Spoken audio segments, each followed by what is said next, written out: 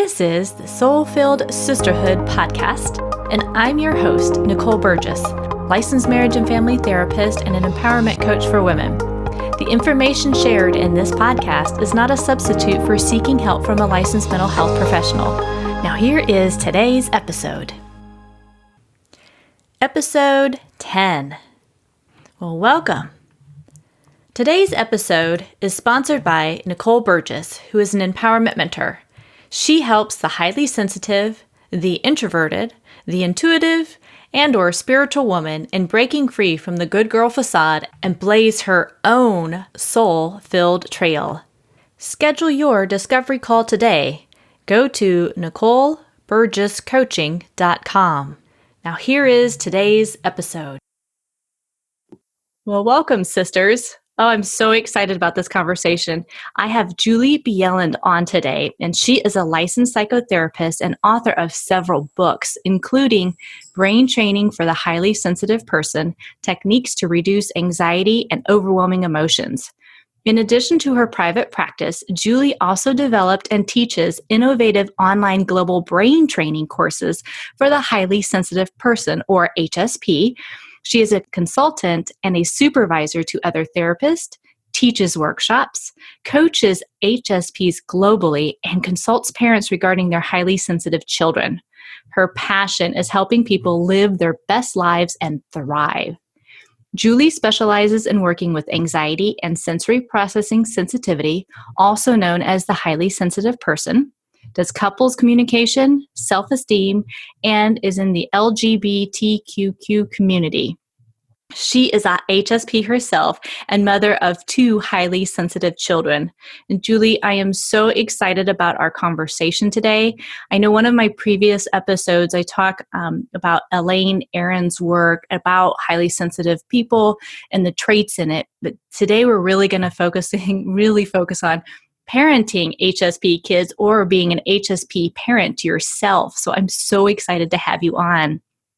Thank you for having me. I'm really excited to have this conversation and talk about one of my favorite subjects. That's great. Hey, I'm curious, Julie, could you tell me just a little bit about what really got you into working with, I call it really this niche or this group of clienteles? What got you into this? Well, it started out with understanding my own journey and just kind of wanting to move from a place of, suffering and having a hard time with being very sensitive and kind of exploring it for myself. And then as I became a therapist and started researching the trait more and more, it's really interesting because we think there's about 50% of clients in therapy are actually highly sensitive. You'll hear me refer to them as HSPs. We kind of call that for short, and that's also called sensory processing sensitivity. So it was kind of my own journey of recognizing that we have incredible gifts with this trait, but they're often sort of covered by this overwhelm and this high sensitivity. Mm-hmm. Yeah. That you probably Yes. understand as an HSP yourself. Yes, exactly. And would you mind if we kind of back up just a touch? If people haven't heard the previous episode, would you give a little bit more of a description of what the traits or what an HSP trait really is, or what that kind of the characteristics are? Yes, I'd be happy to. So it is a survival strategy that represents about 20% of the population. And it is about having a greater sensitivity and responsiveness to environment and social stimuli. So there's actually real brain differences. And if you like, we can go into some of that. But I'll also give the acronym that Elaine Aron came up with that describes the trait that all HSPs have. And it spells out DOES, DOES. And it starts out with D for depth of processing. O is for overstimulation. E is for emotionally responsive. And S is for sensitivity to subtle stimuli. And we see it's not the same thing as introversion, and that's an important thing to point out. We see it's about 70% of us as HSPs are introverts, but that also means 30% of us are extroverts. And it really it shows up as like an increased awareness, increased consciousness, And it's just really fascinating. It's almost like having an extra sense. And there's sort of a spectrum of sensitivity in terms of, higher, medium, and lower as well. Okay, excellent. Well, thank you for that. And yes, you're totally correct. The introvert versus extrovert, kind of the temperament regarding that's, I call it more like how do you recharge your battery? And that's one level of things, but we're talking about something vastly different than that, kind of a deeper level of things. And like you said, a different way the brain processes everything. So yes, yeah. and I'd like to point out that it's different than disorder. And so Yes. it's also called sensory processing sensitivity, as you mentioned earlier. But that's different than disorder. And that's important to kind of note. And it's already been found in over 100 species, this trait. And it's actually across genders as well. So it's not a particular gender. Yeah. Well, thank you for that. Okay, so today we're going to talk a little bit about how do you actually do the parenting piece if you have an HSP kiddo? What are some of the great things as you've worked with not only the clientele in your therapy practice, but even coaching other HSPs? What are some of the tips or tricks that you really kind of help parents understand? And then how do they even kind of begin to pick up on some of these traits that their kiddos may be displaying? Well, we'll see. I can lay some examples of my own children because that can be kind of across the board. Sometimes, for example, now my teens are 14 and 16 at this time. But when they were little, it showed up in ways like I can remember my son having trouble with, textures of clothing, like the seams in the socks, for example, tags. You might see a lot of like a feeling of being overwhelmed a lot in crowds. That can be something. So like say a birthday party, for example, can show up as we talk about, that you might see more meltdowns in younger children. For example, being sensitive. So there's sort of different categories. There's like the physical category, which would be about the senses, like lights, smells, noise, textures, tastes. And then there would be the emotional piece, which is sort of this advanced empathy experience, because we actually have it's a more activated brain mirror neuron system, which means we literally fire the same neurons as somebody that we're witnessing, for example. And you'll see deeper feeling in general, sort of picking up on other people's moods. Oftentimes we'll see highly sensitive children have a sort of advanced language, and also that shows up too. And then there's the social piece, which would be in, kind of how they're experiencing the world. Sometimes they might feel different than those around them, because again, if 80% of people are different than us, we're going to experience the fact that we feel a little bit different in how we might respond and react to different environments and experiences. Excellent. So how can then parents, if they start to go, oh my gosh, my younger kids, they are showing some of these signs, what can they do to really help support them? The first thing for sure is to learn everything you can about the trait. It is so important to understand why they are the way they are, how they're experiencing the world. I mean, I can remember, for example, parents coming to me and saying that, I can remember like my child is lazy or something during a particular, sport that they're doing or something. And we kind of look into that a little bit and find out that actually wasn't laziness. It was that they were overstimulated. And that's an incredibly different lens to look at it, for example. So learn about the trait, then understand that there's going to be a need for more downtime, more quiet time, more alone time in general. And sometimes parents have to be the ones to help teach kids and help regulate them, kind of what their needs are. That's a big piece of it. So I often will tell parents, like, if you're going to be going to an event with lots of people and a very long, tiring day, make sure that they've had rest before it and after it. And they're even taking little mini breaks during it to kind of prevent that overwhelm, and making sure their blood sugar is, stabilized with eating and all of that. So there's a lot of pieces of it and the biggest part of it is to accept that this is real. This is a real thing. And highly sensitive people, adults and children, they want to do the right thing. In general, we want to get it done right the first time, whatever we're doing. So these kinds of kids do really well with teaching more than, say, authoritarian discipline. So telling them what your needs are and being able to make that clear with your children, because they really do want to do the right thing. And so that's some examples. Well, those are great. And now I'm sitting there thinking, I wonder how many parents are now going, oh my goodness, maybe I'm also an HSP. And so maybe there's times that I just get overwhelmed myself. Sometimes parents do get overwhelmed just at truly parenting because that's that full-time job. So how can they also role model to their kids, like what you're talking about is that self-care piece, that downtime to rejuvenate? How can they support themselves as they may be raising HSP kiddo or kid or whatever that may be, one or two or multiple kiddos? How can they really support themselves in doing that too? Yes, very important to role model that. I was just talking to an HSP working mom, and she gave it a great example of, she has a young one, and they have started to introduce quiet time together every day. Yes. So their young child does reading, drawing, something quiet. And then this HSP mom is also able to have that quiet time. Because I know a lot of parents, your job is never done as a parent. Right. There's always something that needs to be done. And as an HSP mom especially, I've seen that that's the type of population that really shows up as, we're often at the bottom of the priority list. And if we're really depleted and overwhelmed, it's going to be really hard to be the kind of parent we want to be. And then we're going to have to deal with guilt that we maybe ourselves had a meltdown about something. so kind of, role modeling that downtime and self-care is excellent.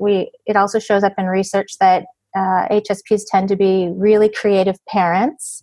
So finding solutions. I know when my children were little, I would do swaps with some of my friends with kids, and we would take care of each other's kids, and it was actually fun for our children to play with their children.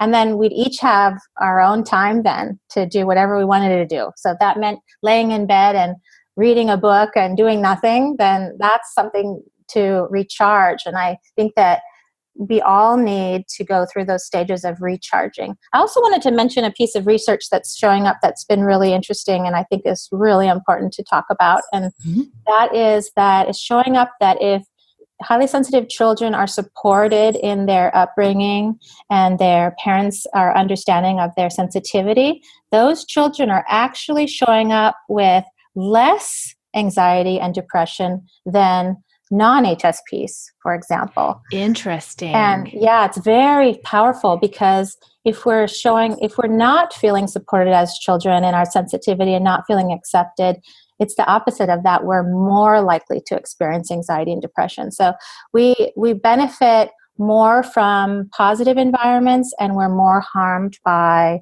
the more troubled ones. Yeah. And I want to go back too on that. So that's fascinating, right? For parents, what you were talking about regarding, I love the swapping, right?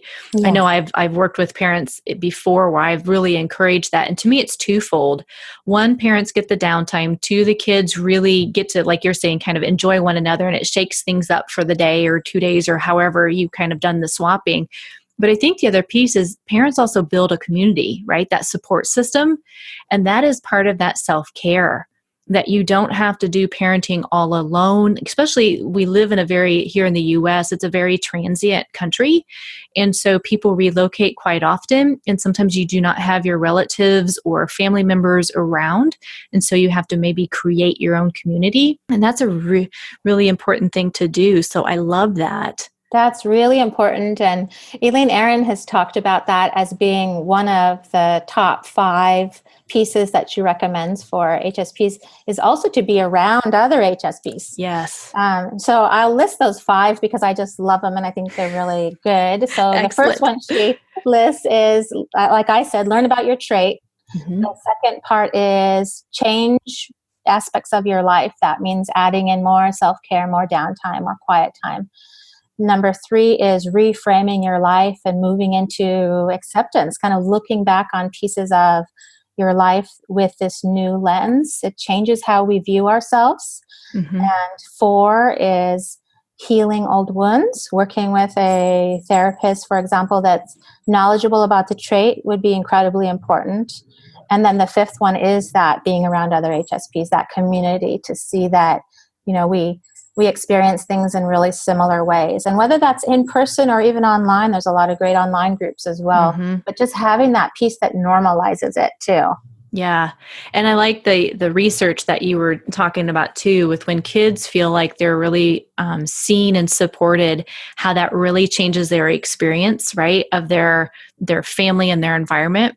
And I find that interesting because to me, it's like where parents are really tuned into their kids and kids can be tuned into their parents. But it's more like, wow, when there's that so-called safe environment where everybody's really feeling seen and heard. It doesn't mean it's not without conflict, because there's going to be conflicts. That's part of a family. But it's more of how you work through those conflicts. And when you have an HSP kiddo, I'm going to imagine that when you are really tuned into, okay, we've just done 3 different errands so far today, and they're really starting to feel overwhelmed. They're starting to, you get to see the meltdowns beginning. It's like, call it quits. Whatever you had on that agenda, just go home or be able to help your kid recharge in a way that would support them. And then you're going to have a lot fewer meltdowns. You're going to have a lot less anxiety or depression, as you were talking about, come up, because they do have some, when I say coping skills, or ways to be able to manage that overwhelm in a much healthier and supported way. Oh, yeah. It's just been beautiful watching my children grow up and with that kind of support, and how different they are as teens than how I was. Mm-hmm. For example, we didn't know about the trait when I was growing up, so I didn't have that kind of support that I needed of my high sensitivity. And had to do my own struggles with anxiety and depression in life. And I think that's part of why I feel so passionate about helping people in this area, and really excited about when parents contact me and want to talk about their highly sensitive children. I feel like that is so exciting to me, because I feel like we're going to prevent those struggles. Yes. Right? Yeah. And it shows up different ways. Like I think about my 2 boys, and one of them did well having alone time when needed. When I would kind of help sort of navigate that a bit, noticing when he might need to have some of that time as stimulation might be getting too high. And the other one tended to do better, like taking a walk, for example. So that's an example of how each child can be a little bit different in their needs. And you can work that stuff in. Like, I always say HSPs do great in nature. That's the place that fills up our tank for the most part, for most people. Yes. And I consider it medicine for HSPs. Yeah. I totally agree. Yes. I have never had an HSP disagree with that out of all the people I've worked with. So do that with your kids. I would go and sit by a creek and just be me and the boys, and they'd play in the creek, and I'd take in the beauty of nature, and it was good for all of us. Yeah. So we recommend that HSPs in general have, and this is something that's come up through Elaine Aron's work and through anxiety research, and some of my research as well, that we need about 2 to 3 hours of downtime a day. And that means we're really thinking about our senses. For example, we're in quiet spaces. We're not doing chores or to-do lists. We're not working, doing whatever we want to do, whether that's quiet time for us in meditation or reading. And then we're recommending a day off every week. And we're talking about ideally for well-being. And I know a lot of parents are, there's no way I could do that. And, I was just working with an HSP in one of my courses recently, and she's a working mom, and she was saying, there's no way I could have time to do that. And it really appears that way initially. And I love when they actually try it and they come back and they say, oh my gosh, I actually have more energy and I got more done when I took some time off. Exactly. And that makes me giggle, because I think it seems to be like this human trait anymore, right? It's like, I can't find the time to do that. And yet we really can. when it comes right down to that well-being piece, it's where do you stick your priority? If you're really wanting to thrive, like you're saying, and you're wanting to get that energy level back up, explore what your day looks like, explore what your week looks like, and what you jam into it. And I know for a lot of teens that I've worked with over the years, and even younger, they've changed up some of the sports activities or extracurricular activities in general, whether that's music related, art related, sports related, and they demand not demand, but they require them to attend more often. And so, like what you're saying is really looking at your child's schedule, looking at your schedule as a parent. And again, maybe it's carpooling or switching back and forth with other parents who are also involved in these activities for everybody to kind of have a break and really evaluating whether it's a good fit. If it's really a lot that goes into it and your child is depleted more often than not because you're going to be more cranky or you're going to be more anxiety or overwhelmed prone if you're on the go too much and you're not having some of that downtime like you're talking about. Yes, absolutely. I mean, I've seen kids parents come to me for consultations, and they're talking about their kids having, extreme anxiety issues and things. And one of the first things we do look at is their schedule. Yeah. And, oftentimes they are overbooked, overscheduled. There's no downtime. There's the other thing to remember about this trait too, is because of the depth of processing, if we've had an incredibly busy day and then we think we're just going to go directly to sleep, that's most likely not going to happen for most of us, because I often call it a supercomputer brain. Yeah. It's like you got to download, you're processing. I use examples of thinking about a non-HSP might have like 3 tubes of information going into their brain, where an HSP can have, 50 to hundreds of information going into their brain. So we're, setting up sleep schedules. Sleep is a huge priority for the HSP parent and the HSP child, that we need to set up periods of time for that downtime, that processing time, and allowing the brain to sort of download and process all of that before we even get close to sleep mode is really important. Thank you for bringing that up, Julie, because I do talk quite a bit with, again, clients from all ages about someone else I read somewhere and they called it sleep hygiene. And I believe that's so important to have that kind of routine where you're like turning off the electronics, or you're really creating something that helps with that quiet time so that you can kind of download everything and get the mind quieter. Because you're right, that deeper processing, it's like it goes on and on and on and on, and you can think about what happened over the day or what was discussed and get stuck in that. And yeah, it's going to impact your sleep. And we know that when we don't get quality sleep, and I think part of our country is really sleep deprived in a lot of ways, when we don't have that totally impacts not just your mood level, it impacts how you focus, or if you can focus, it's going to impact your concentration, going back to that focus piece. It's going to impact your memory, whether it gets stored in that short or long-term memory, right? All of those things are really important, and that really stems with the sleeping and being able to have some quality sleep around that. Absolutely. It even affects us physically with our immune system, and that's when we grow, when we're asleep.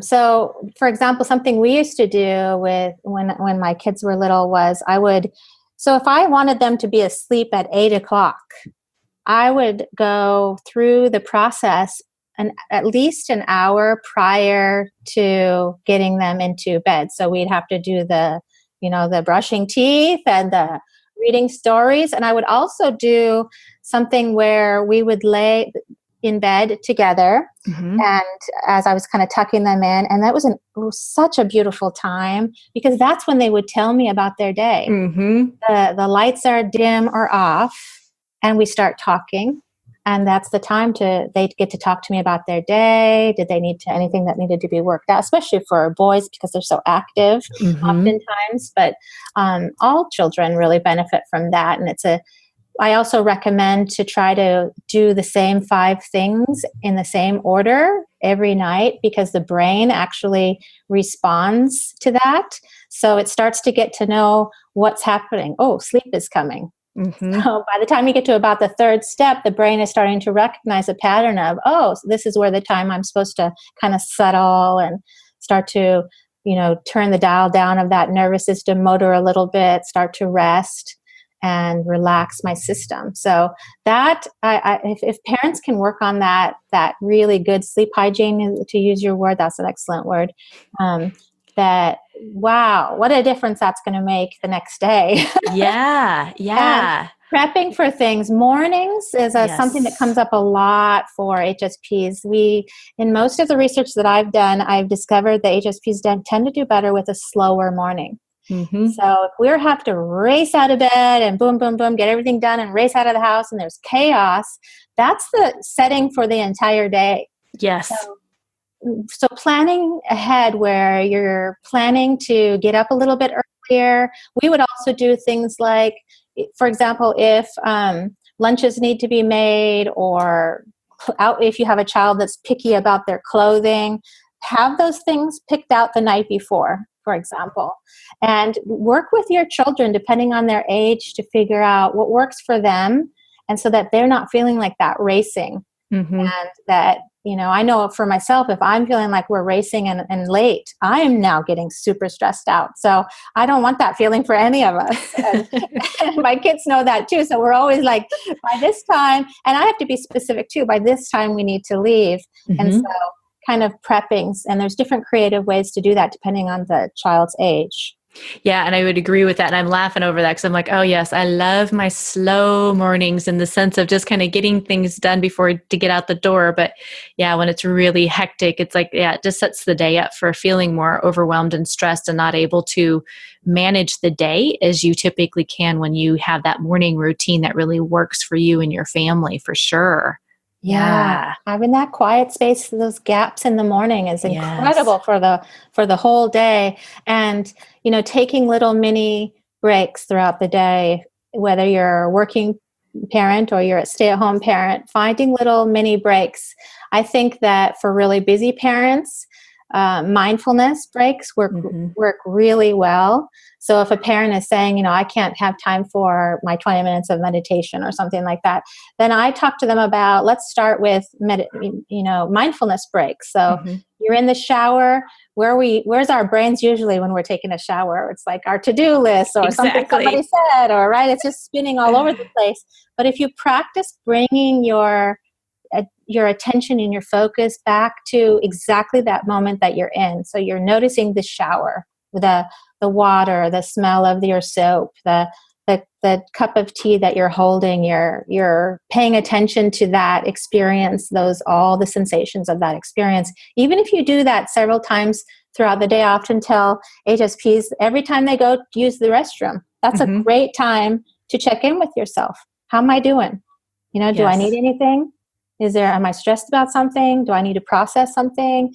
That is such a great way of keeping track of how you're doing, because we tend to be quite externally focused, always taking care of everybody else's needs, and often can skip, even knowing what our own needs are. Mm-hmm.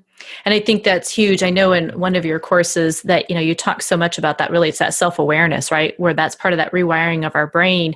As you're saying, it's when we practice mindfulness, it really does get us back into the present moment and checking in with ourselves. That's the only way we can actually change, right? We have to know what's going on inside of us, what we're telling ourselves, what we focus on, all that good stuff. And it is totally possible to bring more of that into your life. It just is, it's practice. It's being intentional with it. But you can go from overwhelmed to feeling like, okay, in that moment that just passed, I felt really overwhelmed, and here's what I was telling myself or what was going on. And so I can take those deep breaths. I can count down a little bit. I can feel my feet on the floor. If you're standing outside, I can hear the birds or the wind, or today it's snowing. So whatever the case is, wherever you are, you can tune back into where you currently are and dropping a little more into your body, like you're saying. And you can do that where it doesn't matter where you are. You can do that at any point in time of your day. Just check in. Yeah, and we tend to have such an incredible awareness of our bodies when we're paying attention of what's going on for us. And also to be paying attention to self-talk and self-judgment. Yes. This is a big piece for us. And I believe it's part of our trait, that's the part that wants to do the right thing all the time, that we can be so incredibly hard on ourselves. I'm shocked at how hard. I mean, I know because I used to be really hard on myself, so I know what that does. And I often describe it, like in my book and courses, as you're faced with, a 5-pound emotion, but the judgment is the 1,000-pound weight.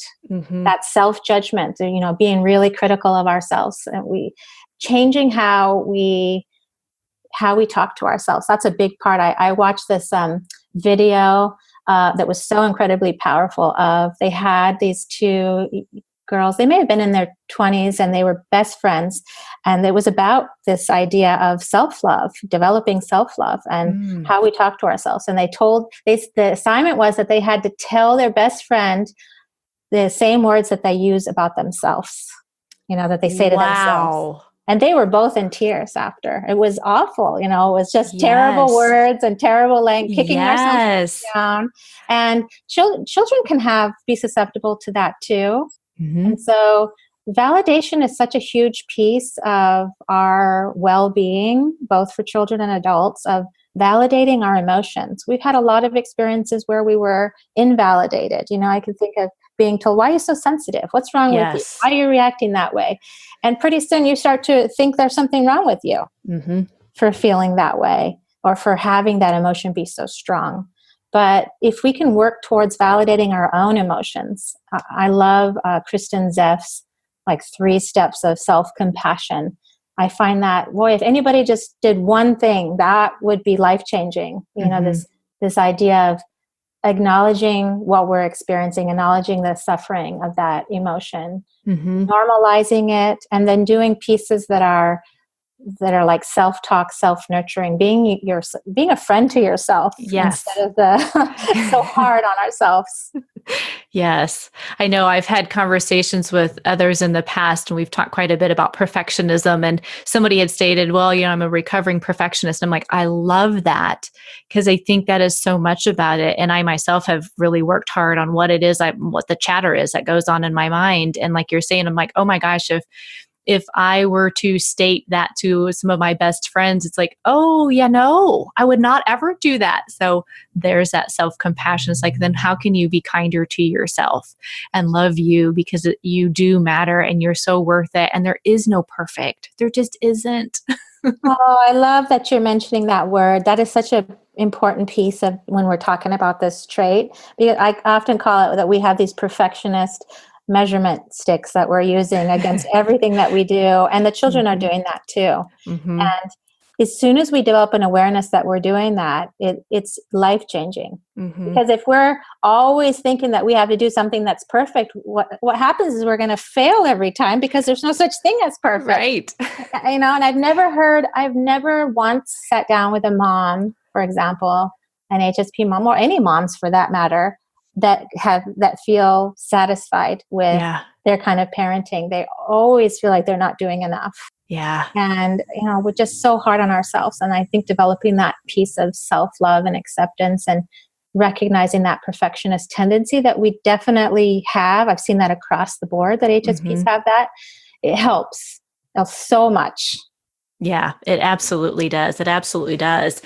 I'm going to kind of circle back for just a second, Julie. When we were first kind of talking about this, you said as you grew up, right, the HSP information really wasn't out there as much, wasn't talked about as much. And so I understand that too. It's like, yep, you grow up and you kind of like, okay, this is what you've got. And then you learn more and more as we get older and more research goes out there. So what have you done along your journey as you discovered more about the HSP traits, characteristics, and you really discovered, oh my gosh, that describes me?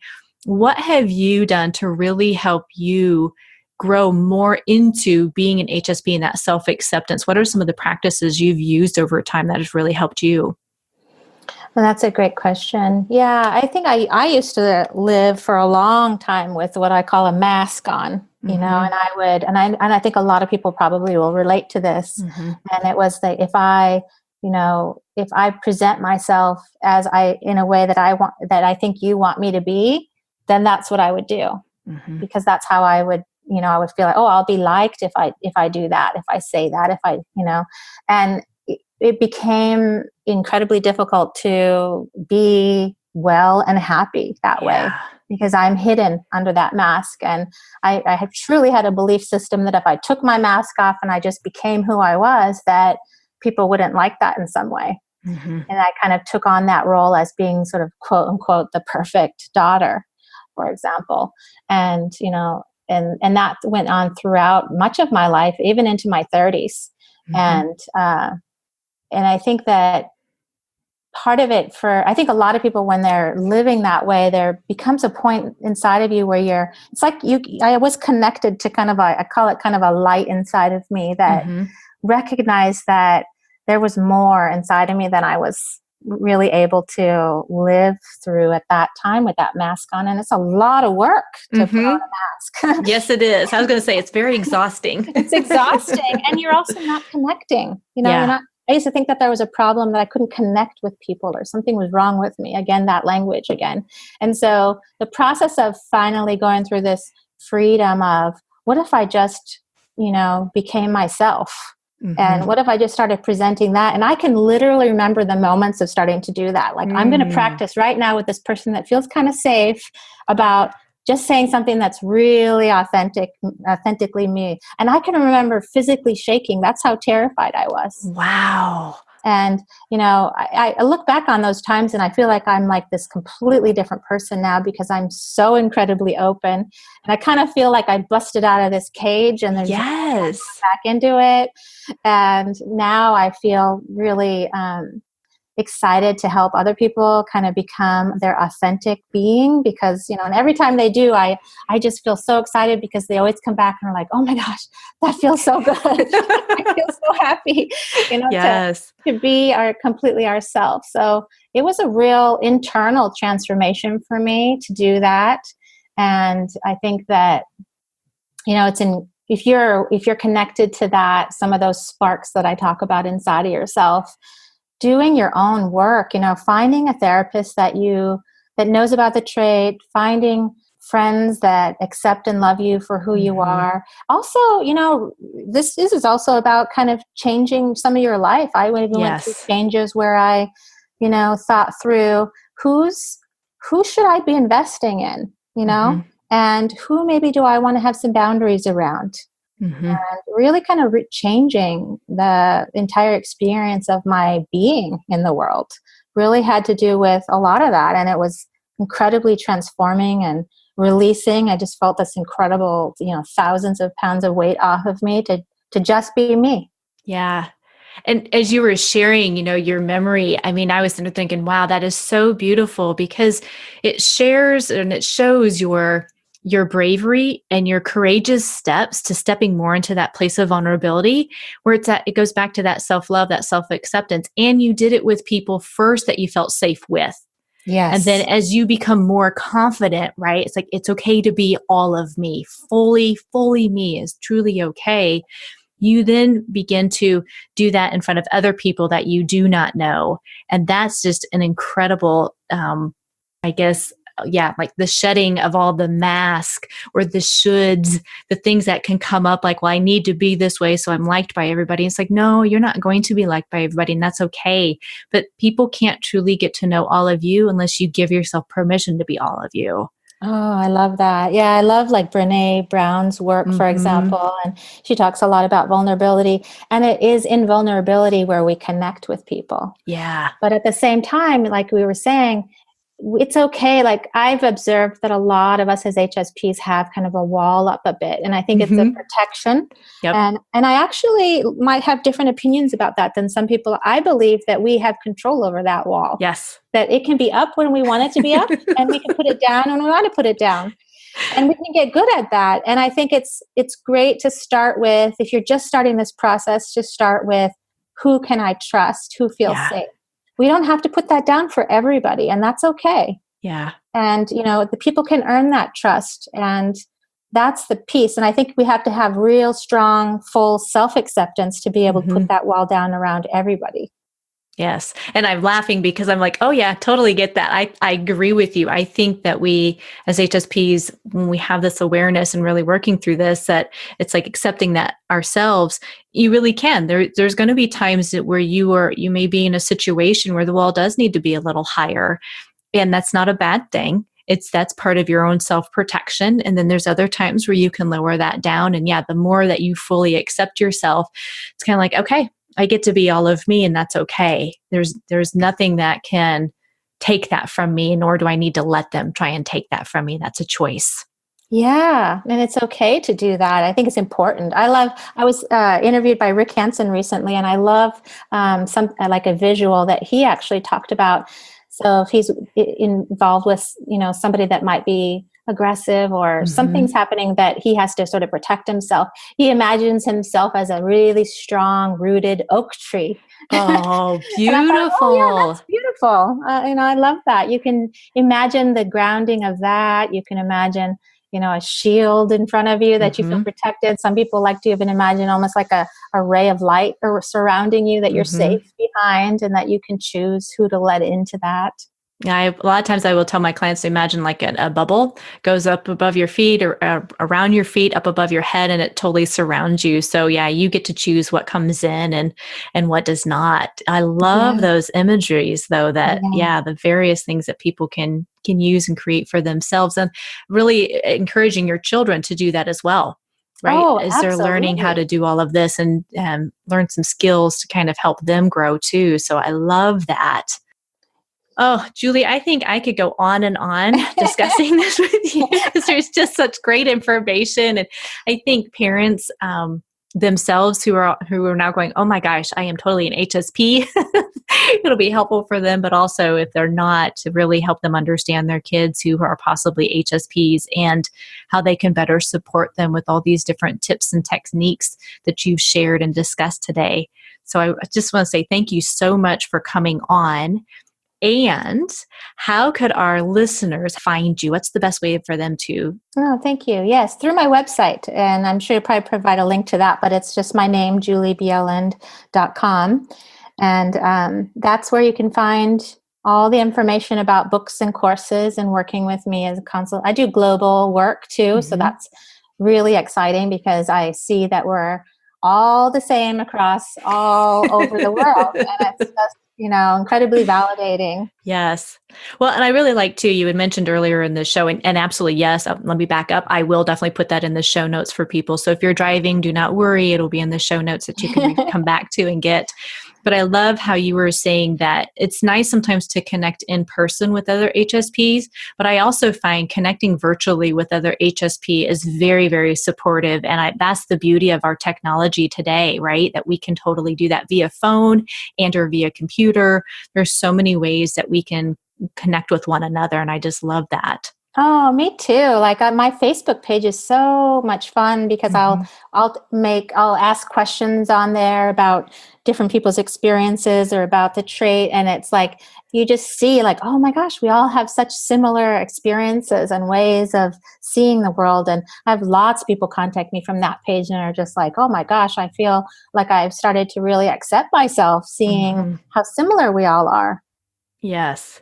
Well, again, Julie, thank you so much for being on today and sharing so much of your knowledge and your tips with our parents and helping support them, inspiring them, giving some more information about what an HSP is.